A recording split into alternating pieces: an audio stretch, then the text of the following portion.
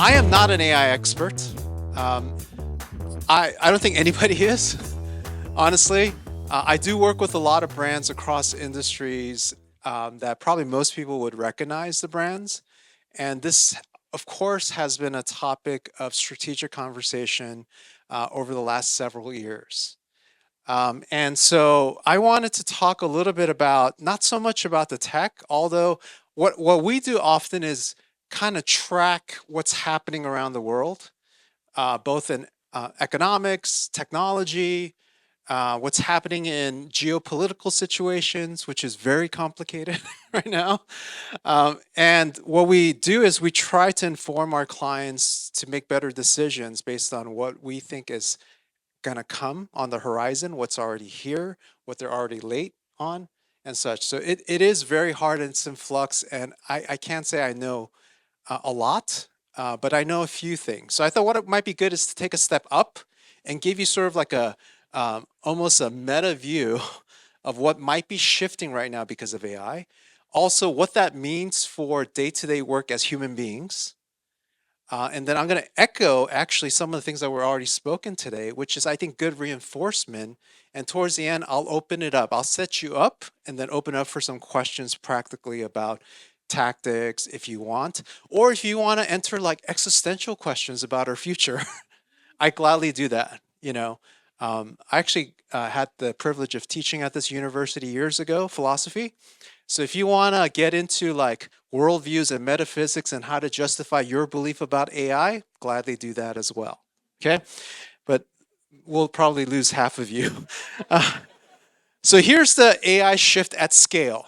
Okay, um, here's what's happening in the US. 57% of US work hours are technically right now can be automated, which means we're probably wasting a lot of time in some of our work hours, but it's possible. And the other thing is 23.2 million American jobs already are at least 50% automated. And automation is not the same thing as AI. Automation is usually aligned with things that are repetitive actions that a machine can do, right? AI is supposed to also be somewhat generative in the ideas that it produces. But, that just shows like out of the 160 million jobs, a good portion of maybe a seventh of it, and out of those seventh, like a lot of those can actually be half the time. And this is why like companies like Amazon are somewhat cutting the workforce, but planning to double their production, right? So there is this reality, and some of you are college students here literally right now.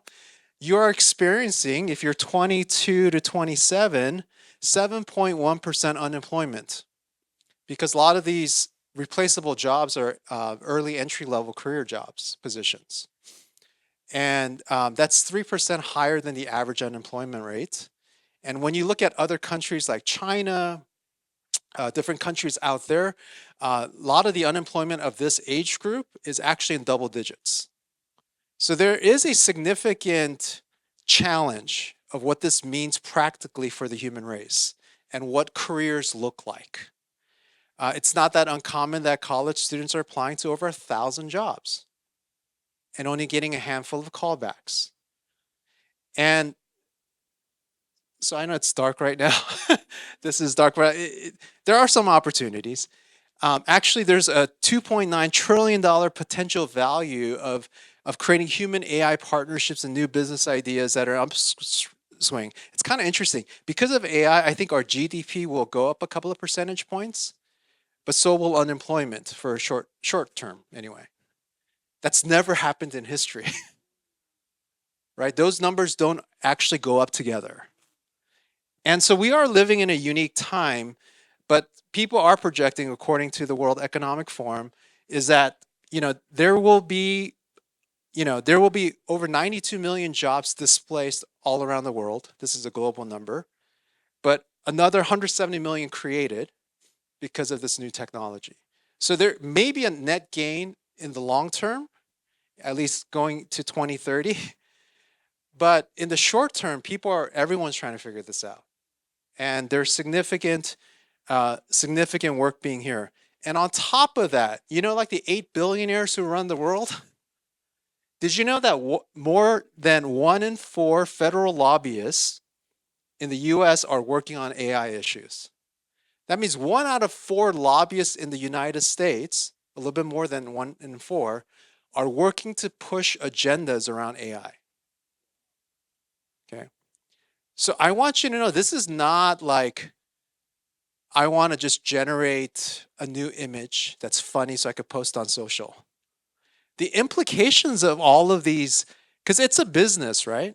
And so far, AI hasn't created the ROI the companies have wanted. And so all the companies are burning money right now. So there is an urgency to get ahead of this. And here's the untold story of the shift, because now companies are busy doing like shifting, if you will. In 2025, AI usage went up 13%, but confidence in AI dropped by 18%, right? Because it's not there yet. It doesn't mean it doesn't have the power to help in the many ways that were presented here. I think those are all great. But consumer confidence in AI has definitely dropped over the last 18 months. And that's in part because of some of the moral challenges, some of the ethical guidelines, privacy security issues, private companies, giving data to the government. What does that mean for surveillance in our, as even as citizens? Are you okay with being, having surveillance on the things you do because you use a particular LLM or a platform? So these are like real issues. And then the other practical challenge is 56% of workers globally are not being trained in the AI that's being implemented. So companies are implementing the various technology without the training. So now you can imagine, and I think some of the speakers alluded to this, you have multiple various types of platforms. I mean, we've worked with companies that work very closely with companies like Palantir, and how like creating AI operating systems and such, and it's very complicated. It's complicated when, regardless of what you think about Doge, these young kids generally just came in to make cuts, but they had trouble actually speaking to the data systems because the data systems were so old. So there's like lots of different ways that this can be a challenging endeavor. So I'm not here to make an argument that AI will I think it will change all of our worlds. That's just the reality, because there's too many external force powers that will push it forward, whether or not you like it or not. That's just kind of the reality. And there may be some things we can do, but I'm not quite sure yet. Okay? So just being honest. But here's the thing about AI, just when you think about it, this is the way I think about it is AI is generally more about remixing things than it is about invention. It's really more about task completion than it is about creativity. In fact, there was a professor in University of South Australia. He did a whole study around human creativity as well as technological creativity, and he found that he did a scale from like 0 to 1, 1 being like the most phenomenal creatives in the world, and it started to track all the data, all the various characteristics, all the variables, and then he concluded that AI currently, anyway, and it may change in the future, but currently is at 0.25. Right now, it's kind of at the amateur level of a creative. That's why you could already tell what's AI or not sometimes, right? You may not even be an artist, but you're like a professional viewer, right? It's like people like, oh, I don't like that song. Based on what? Well, I just don't like it because we're professional listeners, right? But I think what's terrible, and we see it in our business because we have a creative studio as part of our business, and we help like companies that actually invest in the latest AI design companies. But who do they come to when they want to promote that partnership? I said in jest, why don't you guys use the company you're investing in to generate the graphics? But they still come to us. Because there's something about, like, even in creativity, like human intuition, a sense. I think we're talking in the back, about like there are people who care about typeface and why it's important in certain environments versus not. Why certain the psychology of color. And all of these kinds of things that you could probably prompt, but not to the level of sophistication that's sometimes required to communicate to an audience in an effective way. So, will it get there? I don't know. Because I feel like creativity will always have certain elements that seem like non material, non physical. And combine that with a designer's experience, their perspective about the world, what they think, which problem they're solving with their design, for example. Those are all factors that will make humans uniquely human, I think, forever. And AI currently, right now, is really about velocity, a lot about velocity, instead of critical thinking. And you can kind of see this like in create like pre-common generative AI usage. When someone sat down and they did a study about this and they were asked to brainstorm ideas, the average person would come up with like 8 to 12 ideas for a problem. Post chat, if you will, I'll just attack OpenAI. Post chat, the numbers are 3 to 5 unique ideas. So we are literally handing over our ability to invent to some extent. The erosion, like, college students who write papers solely on AI, usually some research has shown that uh, college students who just like use AI to write their papers have less of a unique perspective, less critical thinking skills, have more difficulty making an argument or holding a position. Because in order to have critical thinking skills, it takes time. It takes wrestling over the concept from multiple angles, and it forces your brain and your mind to flex in ways that can only flex if there's discomfort.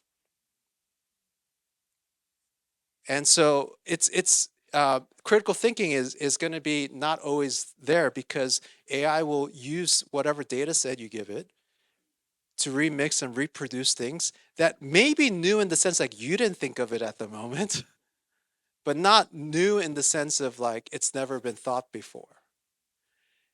So, but I think our enemy is not AI or new technology. I think it's our willingness to surrender our human agency and our influence within businesses.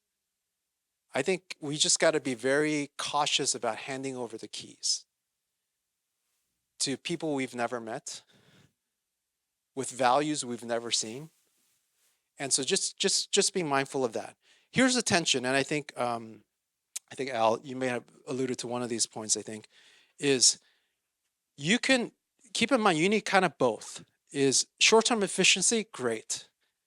I think anything you could do in a business to like businesses generally want to do one of three things: increase profit, lower cost, mitigate risk. Right? It's usually in those three buckets. So you want to think about short-term efficiency, and I think AI can help you do that. But you also want to think about like long-term effectiveness. Is what you're creating valuable for the future? Also, it's going to be a constant balance between AI reliance and human development. And I think we see kind of a little bit of the early shift. I mean, recently Microsoft committed $4 billion to train, I think, 20 million of its employees to become efficient in AI. So people realize that even if you have the tools, you got to develop the human beings to use the tools. So it's not just exciting if you're a leader of a small company, you just show up and say, hey, we're just going to use Claude now without any attached training. And here's the great thing about this whole learning is most people, they say this was last year, so numbers may have changed now, but like 9 out of 10 people spend less than 10 hours learning about AI. So you have actually a competitive opportunity to take a course. There are a lot of great courses out there that you can take around just kind of learning some of the basics because this is not like something you're going to do on the side. This is kind of the world you live in. It's like asking the question years ago, like, should I learn how to use a phone? It's just going to be a part of our culture because of, once again, the 7 main tech companies and the 8 billionaires who run it will force this on us whether we like it or not. Okay. So it's your responsibility to know how to respond to that in a way that makes sense and is aligned to your purpose and values. And then the tension between the speed of integration, because it seems like every week all the LLMs are basically learning from each other and it's becoming sort of like a commodity, right? It's you could just pick it up. It doesn't matter if you use Chat or Jasper or whatever else you want to use. You could probably end up in a place where it's kind of similar output. And so speed of integration is there, but also is safety and trust. And I'll talk a little bit more about safety and trust in a moment. So what does this mean? And then in a moment I'll open up for questions. But human agency in the midst of I would say the way I think about it is I think about three areas: are like a business approach to AI and what it impacts, leadership focus, what this means for the leadership in your company or your organization, and then personally at a skill set development, what I need to maybe focus on. So here's what I mean by a business approach. I think we ought to always think about the future value of our business.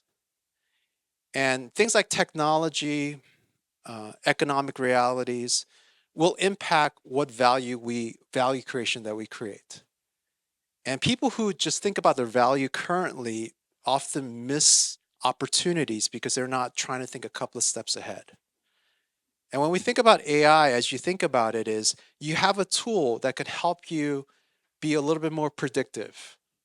And I think that's actually a good thing. But the future value, I promise, will not just be AI, it will be human plus AI. In fact, some brands are starting to stamp that it's human verified or that it's like being this is a human experience. And that's being part of like you see some early signs of companies talking like that. Like that service, customer service is human, you know? And so it becomes a marketing point for them. The other thing is this is more than a technology project, it is a human project. And I think to some of the points made earlier, if you don't have the leadership, if you don't have the systems, if you don't have the organization, if you don't have the values, policies, and those are all challenging. Um, I work with lots of different law firms, and so I work with a lot of lawyers. Never wanted to in my life, but it you know they they they think about a lot of actually really helpful things because there is a liability that's created with this new technology. Simultaneously, states are lobbying for certain uh, regulatory practices and policies. Federal government, I think, has one of the largest lobbying group. The U.S. Chamber of Commerce lobbies all the time because they don't necessarily want states to go ahead of the federal government. So everyone's kind of vying for position, but there's implications of IP, security, privacy. So it's beyond the fun, it's actually a lot of work to stay focused on how you can best serve your company. So it's more than technology, but it's about people development. I'm encouraging leaders all the time. You got to develop your people. Because far as last time I checked, like human beings still have like things like judgment, I don't know, experience, memory, although some of us are losing some of that. Uh, and then a business approach as it relates to AI is really this is the human part of it. I think is, yeah, I think it will always be experimentation. I think you're right in responding that it will always be experimentation. That's just it's a tool. It's not a product. In other words, it's a tool you use to create products, generate products, do those kinds of things. But experimentation, I think transparency is going to be more important than ever as become people become more knowledgeable because your employees will want to know what are you doing with all the data I'm inputting as I'm doing my sales call. Um, Also accountability, like who's accountable for what. And then safety is really important because I think team members, employees need to feel that their company is that it's a safe environment in which they can not only use AI, but be rest assured that it's an accountable, responsible kind of usage. And people who don't feel safe at work are tend to be less productive. So safety at in the workplace is a It motivates people and actually produces more outcome.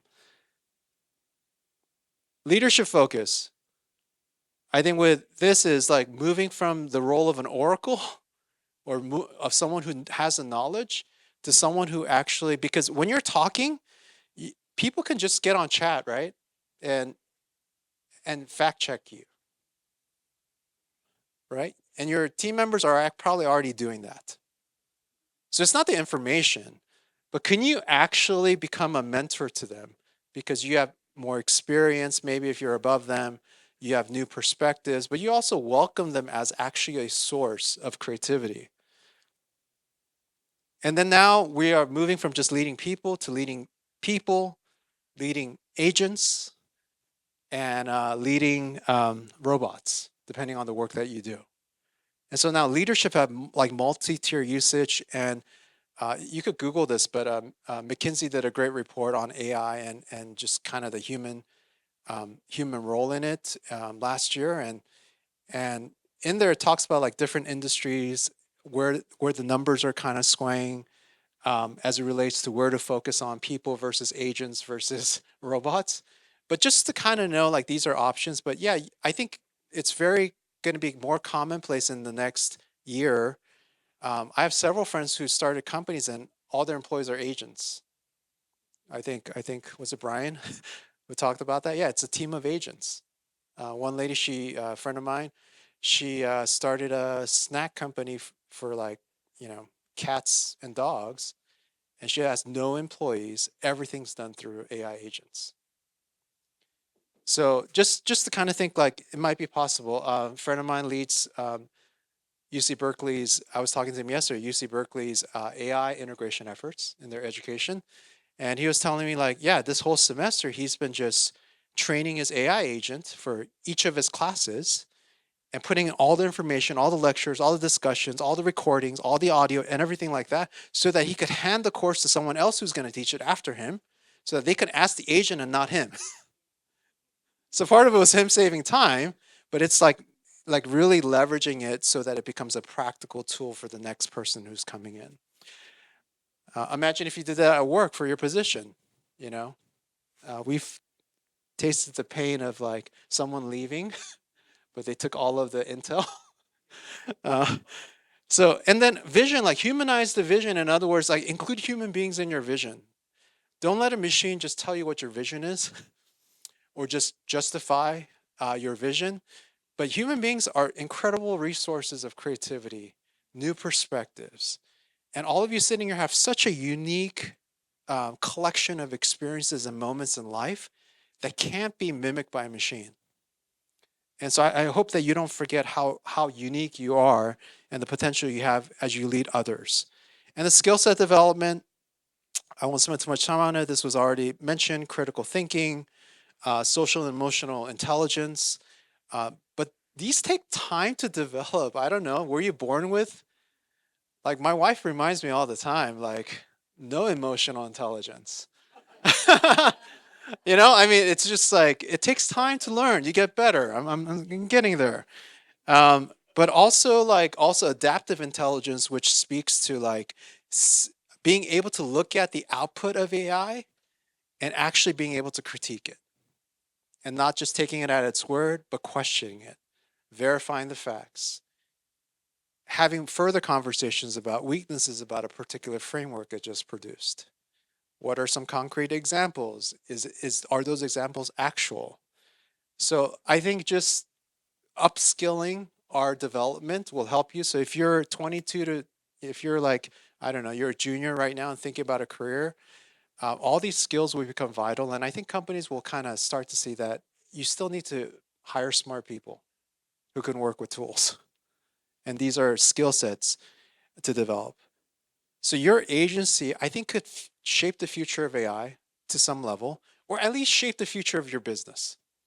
And so I just want to encourage you, like, don't let go of being human. We need humans more than ever. And far as I can tell, I think you're really here. So thank you for making the time to be here. I'm going to open up for questions, and then Andy's going to come up and we'll have a short conversation. But any immediate questions or thoughts or How are you feeling from when you started this morning at 8:30 to now? Yeah,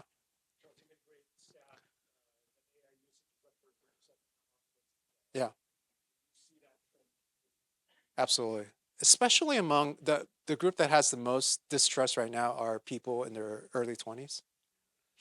So I think that will have implications eventually. You're either going to have a lot of angry people who feel like that's not the way to go for the future of business, or you're going to have companies that are going to have to adjust to that sentiment.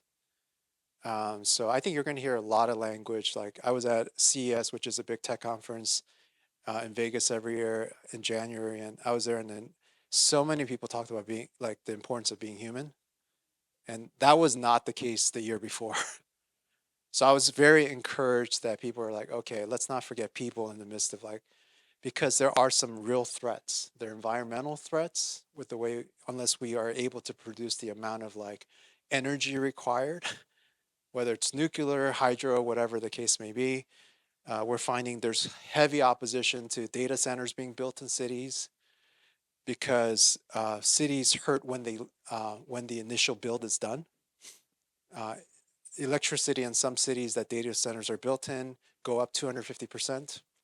So there's like a lot of implications, like good technology. Um, but that's with tech. Like sometimes the idea doesn't come to life. There may be great AI ideas right now, but there may be regulatory challenges. I know some of my friends who worked at like flying cars and such. It's not that technology isn't there. It's that cities don't want flying cars going over their homes. So I think there's going to be multi-tier technology regulatory challenges in the years to come. Yes.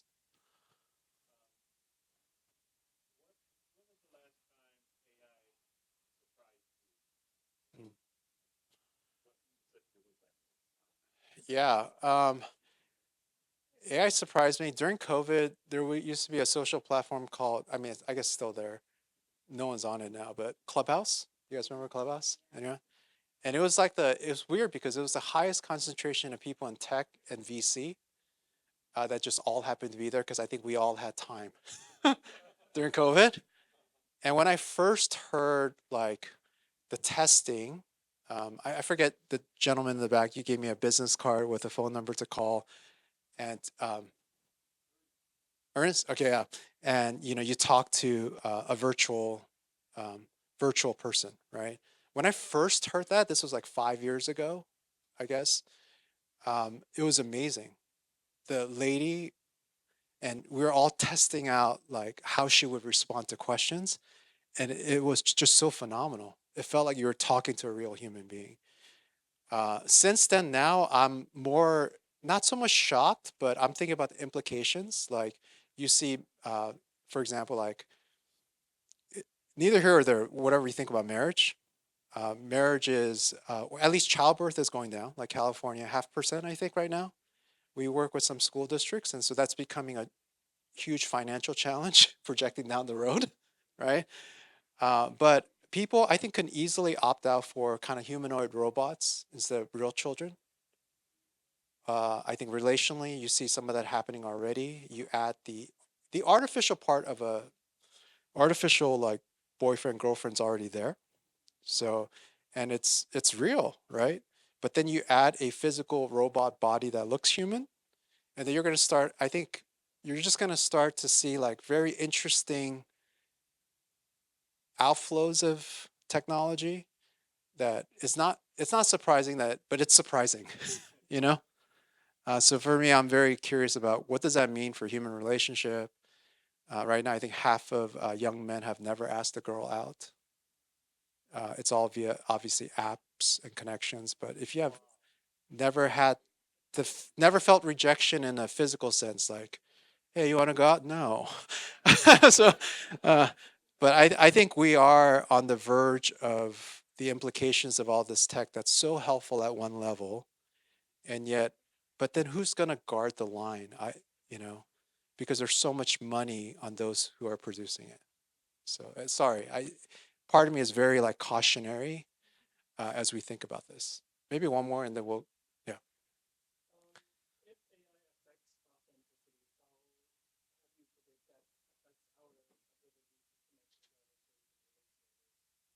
Yeah, I think I don't know. You could always choose to be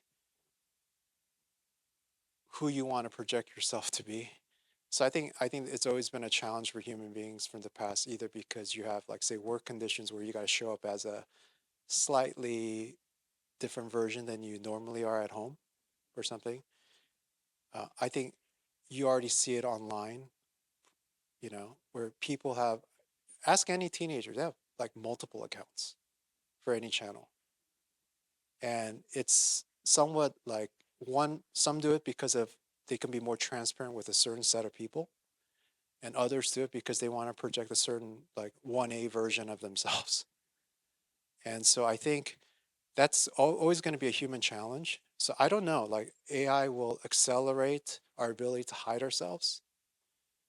Or I suppose I guess you could still choose to be you, but it is a challenge. Like, so I don't know what the solution is, but it's hard to tell because people you meet online, sometimes they are who they are, and a lot of times they're not.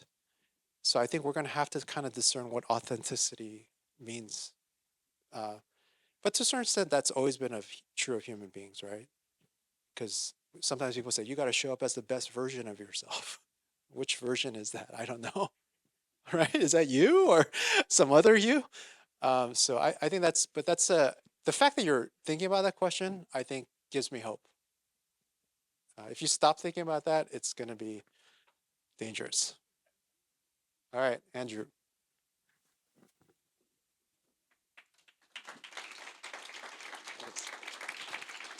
Thank you so much.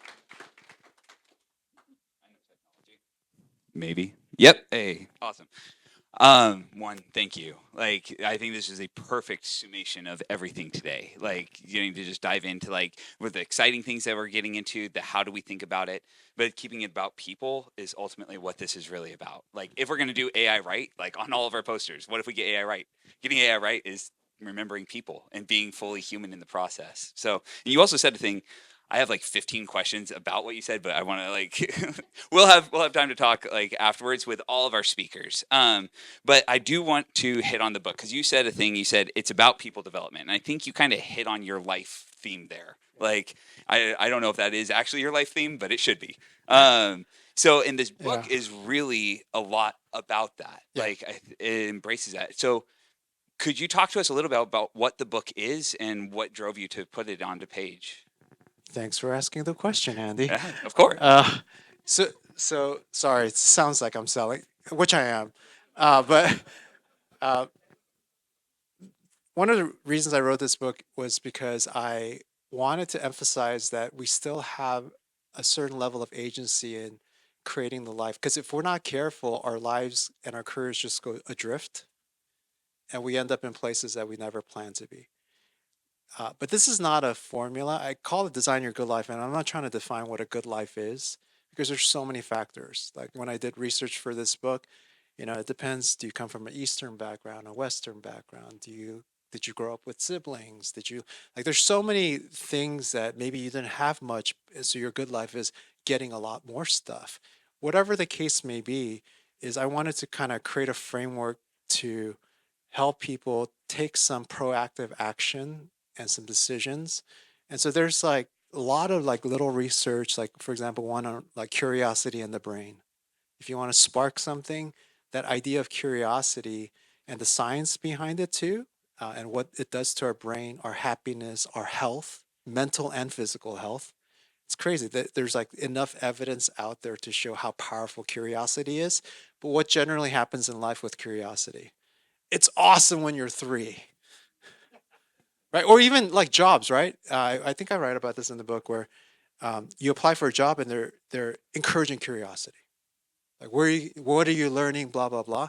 But statistically, 6 months in, most people kind of give that up because they realize that curiosity is not incentivized, and it's easier to align because can make more and you don't disrupt, and so you can then multiply by 10 years in an organization, and suddenly you're kind of a possibly a shell of what you thought you were curiously. So this book is hopefully like saying like this book's not about, and I tell companies all the time, not about telling your employees to leave, because they're always like, well, what if they read this book and leave? And I'm like, no, it's aligning our passions and our purposes and building legacy in a more meaningful way. It's funny, we have this conversation in our classes all the time about like we encourage creativity, but then it's like they're like, I still have a GPA I need to get. I still need to keep my scholarship.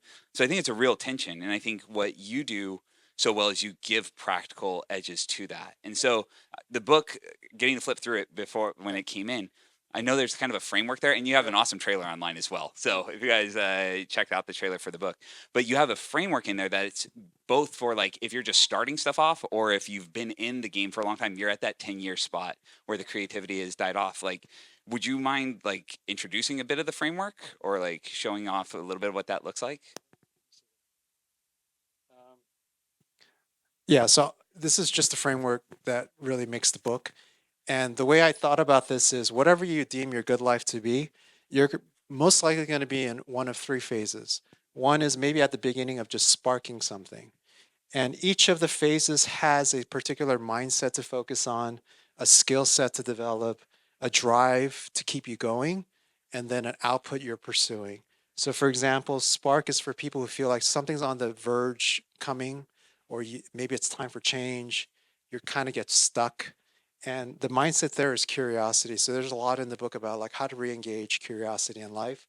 And then developing a skill set of ideation. I know that's the name of our company, but it's really like how do you connect when you start being curious and all these opportunities come up, ways of thinking? How do you connect the dots so that you could drive towards clarity that gives an output of some semblance of directional purpose? Not perfect purpose, but if you know you're going into left field, that's far better than knowing that you're going into the stands, right?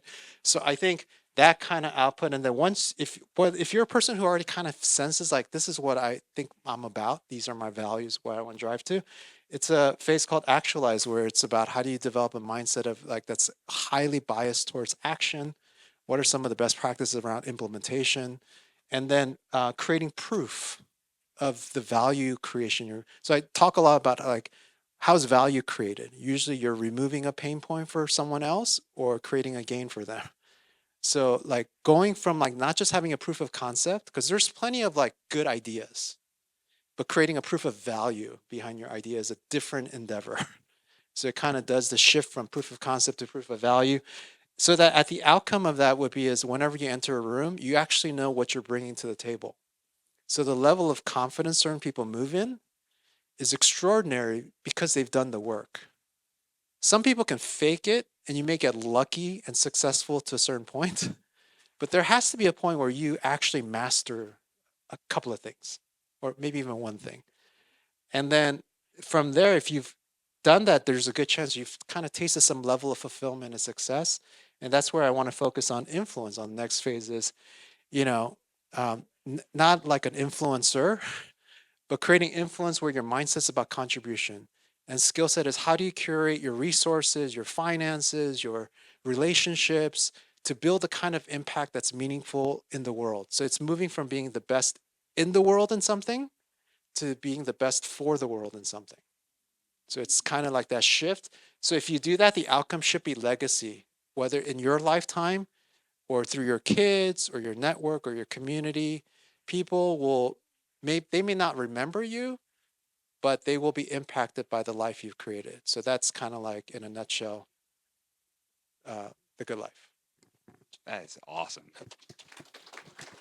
I I almost like. I'm glad we're closing with this because it's like it's killer. But like this would have also been a perfect way to start the day too. Because like this frame, I mean, this framework's literally what we're talking about today, right? Yeah. Like some of us are coming in at that spark place with AI, and we're like, "What is this thing?" Right? But then we're starting to figure out, oh, like maybe I can apply this to a little thing in my life. Yeah. Maybe we're actualized. We're already using it, but how do we get better? And then like when you're in the spaces where you've been playing with it for a long time, how can you pass that along? How can you help to shape that future conversation? So wherever you guys are at, like both with building your good life, but also with our conversation. Like, I think this is just a great framework in general to live by. Yeah, this is not, you could use this not just in your professional pursuits, but say you're a parent of a teenager and you build stronger relationship, you feel disconnected. I think it starts with curiosity about your child. So we actually tested this across like 30 different individuals from 30 different backgrounds. just to see if it works in different settings. This is not about people who have a lot of resources necessarily, because we found people who are incredibly built incredible legacies in that don't have the financial backings of some of the other people kind of applying this. So it's meant to be a general guideline. I don't want to be a guru. This is this is just hopefully a helpful visual framework to kind of walk you through practically. That's awesome. Well, somehow you've also managed to be a guru, even desiring not to. Quick little thing: if we have our student helpers, if we have you guys meet Professor Bird in the back of the room, but as the first 50 people who made it today got a free copy of the Design Your Good Life book, which is awesome. We want to say thank you for those. And you're starting out the rollout, like it goes live on the 28th, correct? And so, would you mind talking us through, like, I'm curious personally, like, what is that? What does the rollout of a book look like? Like, are you doing like traveling around the country talking about it, or what does that look like? Yeah, I'm traveling to different cities around the country talking about it. Yeah, if I could just ask for one favor, since you got a free book um, because of this event, is one, if you could read it. Wait, I'm speaking to the guys, especially right now, because on average, men only read to chapter five. Uh, I hope you read it, and then I hope you use it as a resource for your teams and such, because the way the chapters are relatively short chapters, personal story, research and insights, and practical how to work through that concept. So I'm hoping it'll be beneficial. Like, I promise I don't make a lot of money out of this book. My publisher will love you, but they get pretty much most most of this. I do this because I feel like it's very important. And if you like it, please add a review. Surprise, you probably, some of you already know. Some of you have written books. That helps a ton, and just kind of keep getting the book out there on like Barnes and Noble or Amazon and such. So Amazon and Barnes and Noble, are you selling for your personal site as well? No, because it's not going to be cheaper. So if you, I know like pricing fluctuates depending on which site you're on or which day. So good luck. But yeah, but what I can commit to you, at least to this group, is if you ever have like a quick question about something, uh, email me. I think my email's in the book somewhere, but you'll have to find it. Uh, go, You have go to read the ahead. book. It's buried in chapter 6. Or find me online, send me a quick note, gladly respond as quickly as possible. I'm pretty good with communication, so yeah. Yeah. That's a huge value. Yeah. So thank you for that. Are there any questions on the book or the framework? I want to at least give space for that too. Everyone smells Chick-fil-A in the back too. Yeah, yeah. No, but oh please. It's kind of silly. Like, like sometimes when you talk with people, after you say something about what you've done and such, it sounds so much better than you thought. So much better than it is, right? It's never as good as people think it is, your life, and it's never as bad as you think it is. Right? I feel like it's truth is in the middle somewhere. And so I had a lot of, especially like young entrepreneurs over the years or business people come and say, "Hey, it seems like your business is going well, judging by what we see, and when we meet your family, so you have a great relationship with your kids. They still like you. That you are deeply involved in projects that do good in the world. Like, how did you do that? How did you achieve like financial security? All those kinds of things to do what they think is, it's their interpretation of a good life, not mine, but theirs. And so I started thinking like, oh yeah, what makes a good life? So I started reading a ton of books about like what happiness, and that Harvard study over 85 years around happiness and what people ultimately said made them most fulfilled. So those kinds of things, and I realized, man, but I think people needed like a practical framework to think through, and I couldn't really find a visual model for it in the books I was reading. That kind of led to about a year of research, and then half a year of outlining. And the book itself, by the time I got through outlining, I wrote it in 4 months. So, yep. Can we ask what your definition of good life is? Oh man. No, I think for me it is really like that idea of being the best for the world. It doesn't mean I'm perfect. It means like, in my first book, Good Idea Now, what it was all about idea execution. But at the end, there are two questions that still linger today is at the end of the day, what matters most to you? Invest in that every single day to the extent possible. There are seasons where you can't control your time, but there are still time you can control because we'll always make time for things we value. So it's more of a value pursuit. Secondly, is what's enough. And so even my wife and I, and we come from a faith context. So my wife and I, we actually know a number, physical, actual number of what's enough for us. So anything above that, that's caused us to like create a family foundation, really get dive. So for us, we try not to live at the lifestyle of what we make. And so we just said, hey, we're not the wealthiest people in the world, for example, financially, but we have an incredible network, and we're going to do what we can because we know what's enough for us in different stages of life. And so we're very grateful to God for where we are. So that's how we kind of define. If we do that, if we have, my wife and I would say like, if we have good relationships with people we love, and we can contribute, play a small part in helping others that we don't know and will never meet, then I think it's a pretty good life.